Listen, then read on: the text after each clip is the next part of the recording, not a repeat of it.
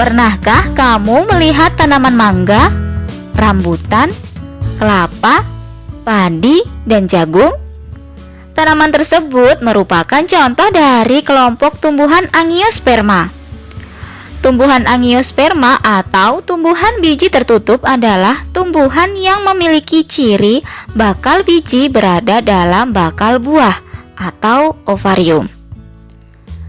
Bakal buah adalah bagian putik yang membesar yang tersusun oleh daun buah atau karpel.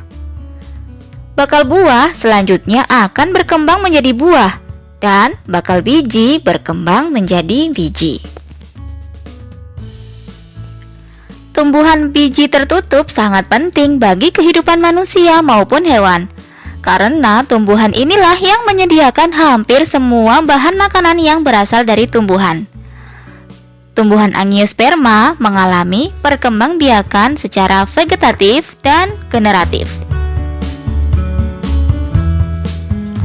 Cara perkembangbiakan tumbuhan dengan menggunakan bagian tumbuhan disebut perkembangbiakan secara vegetatif. Perkembangbiakan tumbuhan secara vegetatif dapat menghasilkan individu baru tanpa melibatkan proses fertilisasi atau proses peleburan inti sel sperma dengan inti sel telur sehingga membentuk zigot. Tumbuhan dapat melakukan perkembangbiakan vegetatif karena tumbuhan memiliki sel-sel yang memiliki kemampuan untuk berkembang menjadi berbagai jenis sel penyusun jaringan dan organ tumbuhan yang disebut sel meristem. Keturunan yang dihasilkan dari perkembangbiakan vegetatif memiliki sifat atau karakter yang sama dengan sifat induknya. Perkembangbiakan secara vegetatif dibedakan menjadi dua jenis, yaitu perkembangbiakan vegetatif alami dan perkembangbiakan vegetatif buatan. Tumbuhan yang dapat berkembang biak dengan bagian tubuhnya tanpa bantuan manusia, inilah yang disebut dengan perkembangbiakan vegetatif alami. Berikut adalah berbagai macam cara perkembangbiakan vegetatif alami.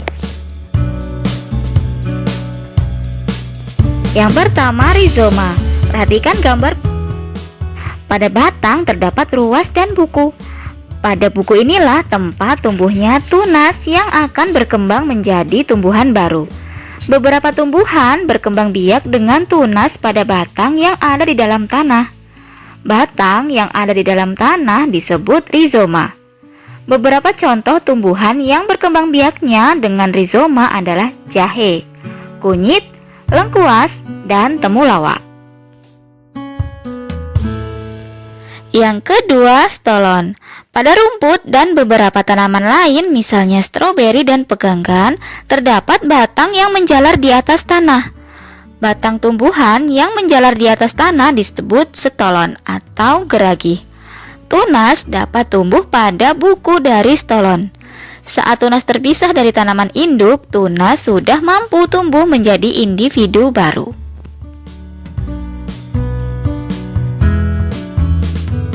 Yang ketiga, umbi lapis. Coba perhatikan lapisan-lapisan yang terdapat pada bawang merah. Dinamakan umbi lapis karena memperlihatkan susunan berlapis-lapis yang terdiri atas daun yang menebal, lunak, dan berdaging, serta batang yang berupa bagian kecil pada bagian bawah umbi lapis yang disebut dengan cakram. Dengan demikian, dapat dikatakan bahwa umbi lapis atau bulbus merupakan modifikasi batang dan daun. Pada tumbuhan yang berkembang biak dengan umbi lapis terdapat kuncup samping. Kuncup samping yang tumbuh biasanya merupakan umbi lapis kecil-kecil, berkelompok di sekitar umbi lapis induknya. Bagian inilah yang dinamakan siung atau anak umbi lapis. Jika siung dipisahkan dari induknya, maka akan menghasilkan tumbuhan baru.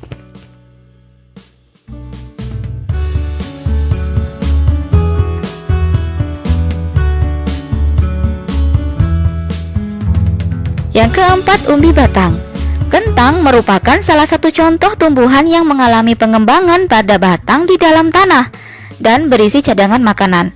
Batang yang demikian disebut dengan umbi batang. Umbi batang selain berfungsi untuk menyimpan cadangan makanan juga berfungsi untuk perkembangbiakan. Tanaman umbi jalar juga dapat berkembang biak dengan menggunakan umbi batang.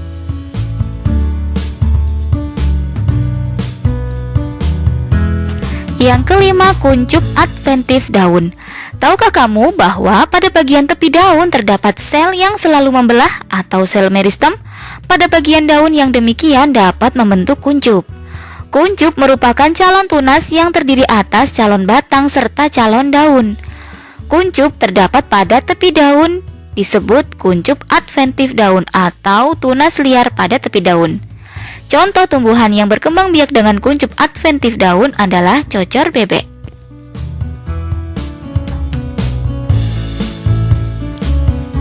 Perkembangbiakan vegetatif buatan merupakan perkembangbiakan yang dapat dilakukan dengan bantuan manusia. Berikut adalah contoh-contoh perkembangbiakan vegetatif buatan.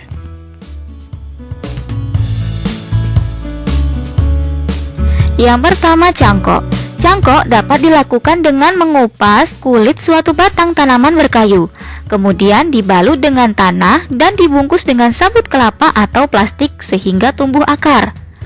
Apabila bagian kulit yang terkelupas telah tumbuh akar, maka batang dapat dipotong dan ditanam di tanah. Tanaman yang dihasilkan dari cangkok memiliki sifat seperti induk dan cepat berbuah. Namun demikian, perakaran tanaman ini kurang kuat. Cangkok dapat dilakukan pada tanaman berkayu seperti mangga, rambutan, dan jeruk.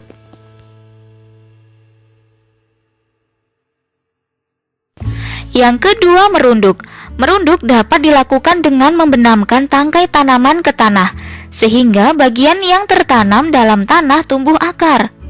Jika akar telah tumbuh, tanaman dapat dipisahkan dari induk. Merunduk dapat dilakukan pada tanaman yang memiliki cabang batang yang panjang dan lentur, misalnya bunga alamanda.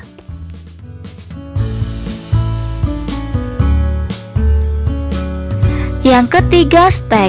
Stek adalah cara perkembangbiakan vegetatif dengan memotong atau memisahkan dari induk suatu bagian tanaman dan kemudian ditanam untuk menghasilkan individu baru. Misalnya, untuk tanaman ketela pohon dapat menggunakan batangnya atau disebut stek batang. Tanaman cocor bebek dapat diperbanyak dengan menggunakan stek daun. Tanaman sukun dapat diperbanyak dengan menggunakan stek akar. Petani juga menggunakan teknik stek untuk menanam tebu, rumput gajah untuk pakan ternak, dan pohon seruni.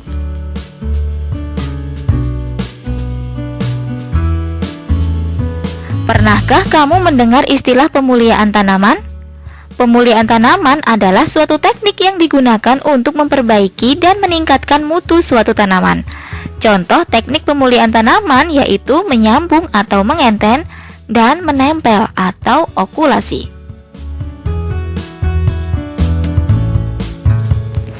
Pada bagian sebelumnya telah dibahas tentang perkembangbiakan tumbuhan secara vegetatif. Organ tumbuhan seperti akar, batang, dan daun digunakan sebagai alat perkembangbiakan. Pada perkembangbiakan generatif, sel sperma dan sel telur mengalami fertilisasi sehingga membentuk embrio yang tersimpan dalam biji. Biji dapat tumbuh dan berkembang menjadi tumbuhan baru. Sifat dari keturunan atau tumbuhan baru dapat diperoleh dari gabungan sifat kedua induk. Hal ini yang menyebabkan sifat keturunan dari perkembangbiakan generatif bervariasi. Berikut akan dijelaskan macam-macam cara perkembangbiakan secara generatif. Yang pertama, penyerbukan atau polinasi. Perhatikan gambar lebah yang hinggap pada bunga. Lebah dan hewan lain dapat membantu bunga dalam peristiwa penyerbukan. Serbuk sari melekat pada kaki lebah.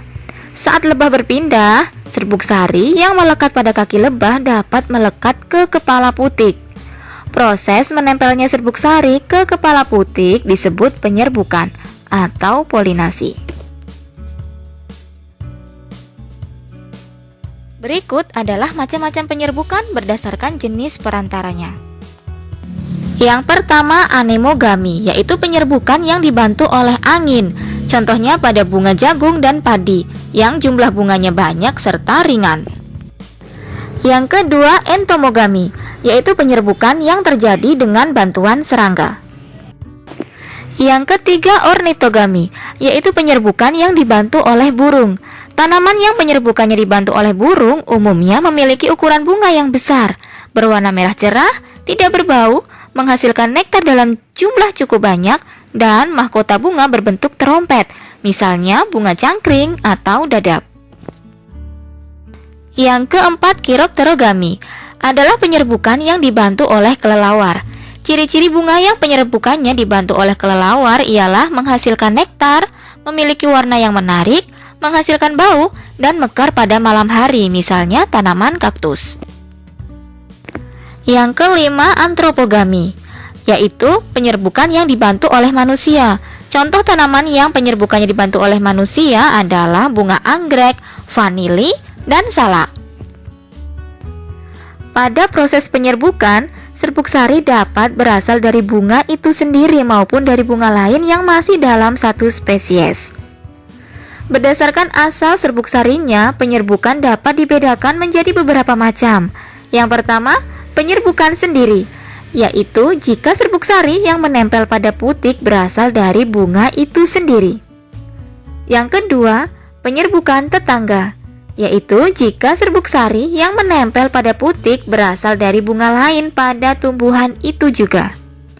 Yang ketiga, penyerbukan silang, yaitu jika serbuk sari yang menempel pada kepala putik berasal dari bunga tumbuhan lain dan tumbuhan asal polen masih tergolong jenis yang sama. Yang keempat, penyerbukan bastar, yaitu jika serbuk sari yang menempel pada kepala putik berasal dari bunga pada tumbuhan lain yang berbeda jenis atau setidaknya memiliki satu sifat beda.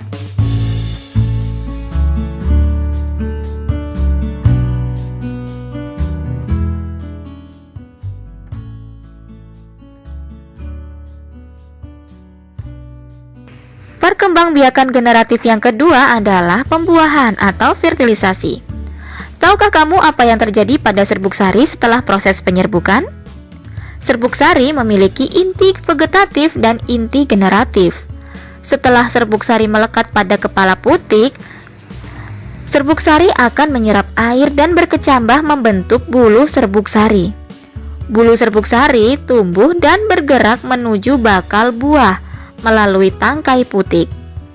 Inti sel generatif di dalam bulu serbuk sari akan membelah menjadi dua. Dua inti sel generatif tersebut akan berkembang menjadi dua inti sel sperma. Satu inti vegetatif di dalam serbuk sari berperan menjadi penuntun gerak tumbuhan serbuk sari ke bakal biji. Satu inti sel sperma membuahi inti sel telur, membentuk zigot.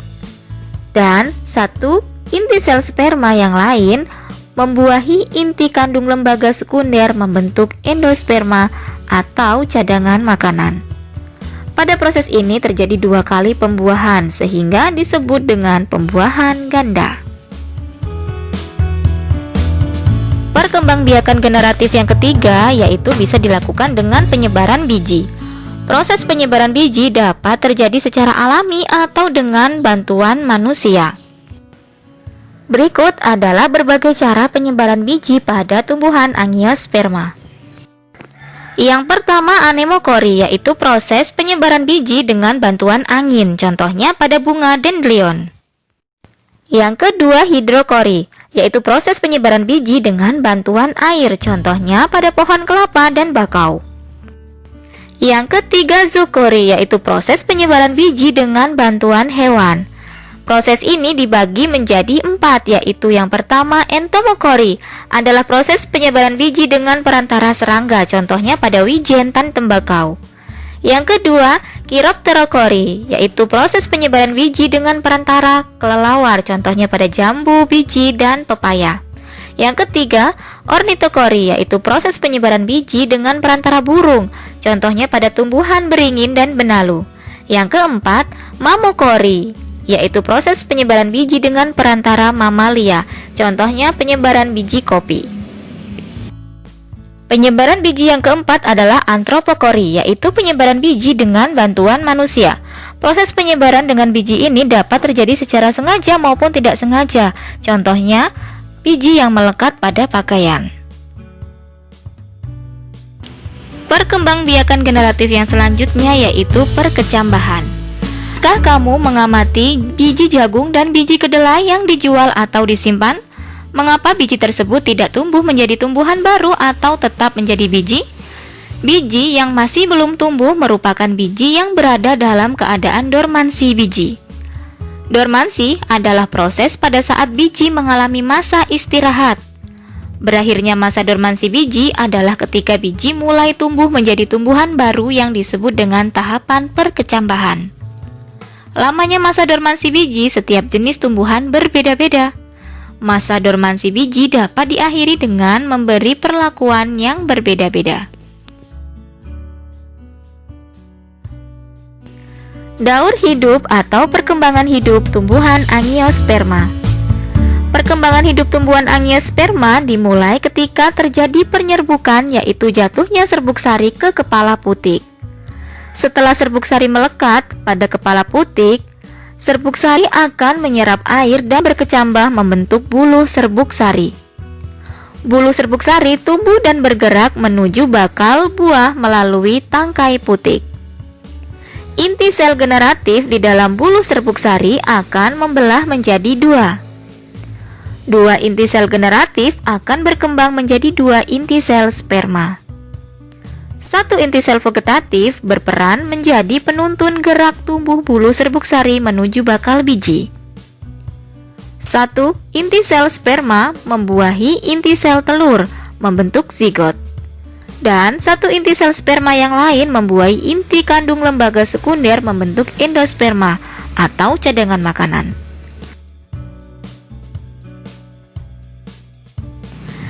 Setelah terjadi pembuahan, bakal biji akan berkembang menjadi biji dan bakal buah berkembang menjadi buah sehingga menyelubungi biji. Biji nantinya akan menyebar dan apabila jatuh pada tempat yang sesuai akan berkecambah dan tumbuh menjadi tumbuhan baru. Tumbuhan baru akan tumbuh dan berkembang menghasilkan bunga dan mengalami penyerbukan hingga berulang perkembangan yang serupa.